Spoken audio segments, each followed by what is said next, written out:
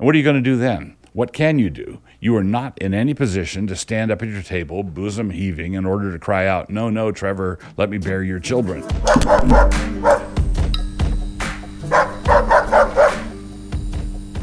Dear Darla, so I think the next issue I would like to cover, if you would be so kind as to keep on reading, is the importance of guarding your heart. That is simple enough to say, but actually doing it can be quite the challenge. You were brought up in a biblical home, and you have a really good relationship with your dad, I'm happy to note, and so this will be easier for you than it is for many girls. But you will still have to be intentional about it. You cannot do this on cruise control. It is not something that happens all by itself. In fact, when left all to itself, the opposite thing happens. Precisely because you have a commitment to traditional roles for men and women, you know that the man is expected to take the initiative in a relationship, and the woman is expected to be the one who responds to him. She ought not to be the one who asks him out on a date, for example, and she ought not to be the one who proposes. So far, so good. But there are ways that you could quote-unquote initiate something, even if it is just going on in your head, that can cause no little difficulty for you. So imagine two lines down the middle of the room, and we have all the guys on the far side of one of the lines and all the girls on the far side of the other one. Nobody is in between the two lines, and we will call that the zone of vulnerability. Getting into the zone of vulnerability means that if you get into the zone, you can't get out of the zone without getting hurt. But it is not as though living in this zone is a bad place to be. Every married couple lives there, for example. That zone is not a prohibited zone, but God has said that He doesn't want us living there unprotected or unsecured. That is what the covenant does. That is what wedding rings do. When a couple is shacked up together for a few years and then they break up, all you have is a divorce without the attorney's fees. But the emotional and spiritual damage are not dependent upon the fact of attorney's fees.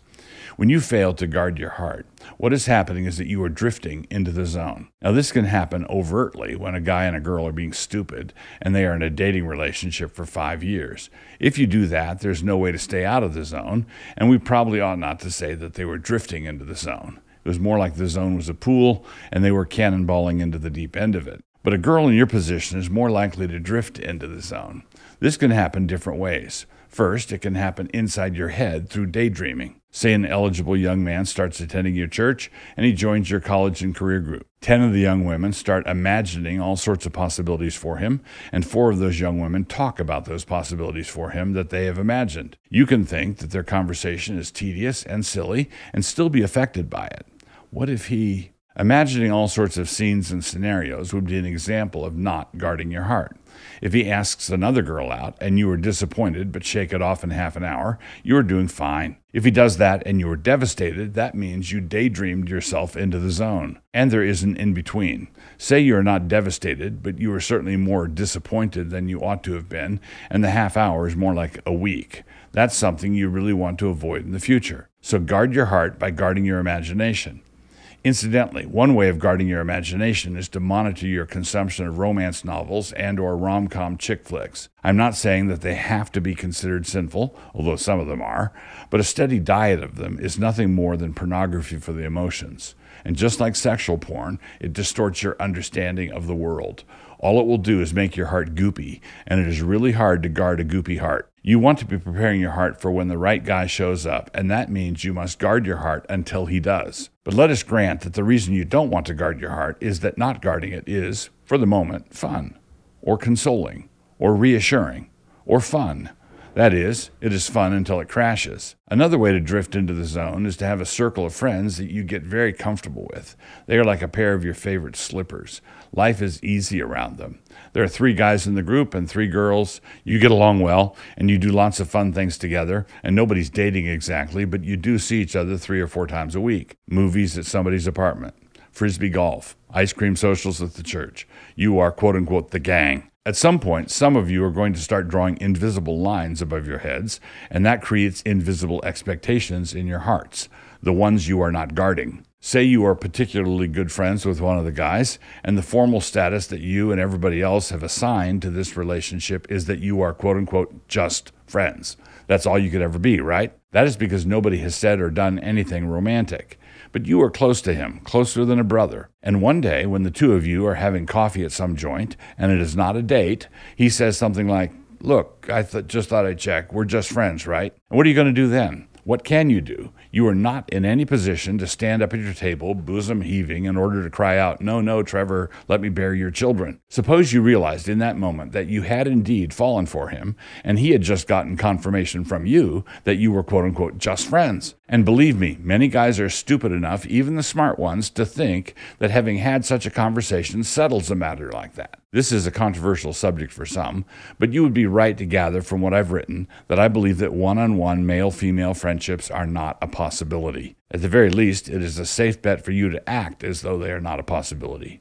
You might ask how you are supposed to guard your heart in circumstances like that. The answer is simple, but it is only simple if you act early enough and set your standards in place before you are maneuvered into places that are pleasant enough going in, but which leave you hurt or devastated going out. Such places are called the zone of vulnerability. Stay away from set groups that have even numbers of guys and girls. You want the gang to have 5 guys, 3 girls. 4 girls, 2 guys. And in such groups, don't get so used to your friends there that you think you can just go out to coffee with one of the guys and have it be, quote-unquote, not a date. Of course it is a date. The fact that a guy and girl are industriously pretending to themselves that it is not a date doesn't keep it from being a date. Neither does it keep things from being sexually charged, incidentally. This is how, quote-unquote, hookups can happen between Christians, incidentally. They know they are not in a relationship, and so they hang on to that fact tenaciously, but this does not erase the sexual energy that both are carefully suppressing until it explodes. So how do you stay out of situations like that? Well, you do it by saying, "No, thank you." He will be puzzled and say, "You don't want a coffee?" And then you would say that you wouldn't mind a coffee, but you have a policy against spending any one-on-one time with guys. And he will be shocked and flabbergasted and all that. And he will say that all he wanted was to talk with you about something that had happened to him that day, and how's he supposed to do that? And then you would say that he could ask you on a date, and you would be happy to check with your dad. And then just look at him with a fat face. What you are doing is refusing to get maneuvered into a nebulous relationship. If you are on a date, you are on a date, and you both know it.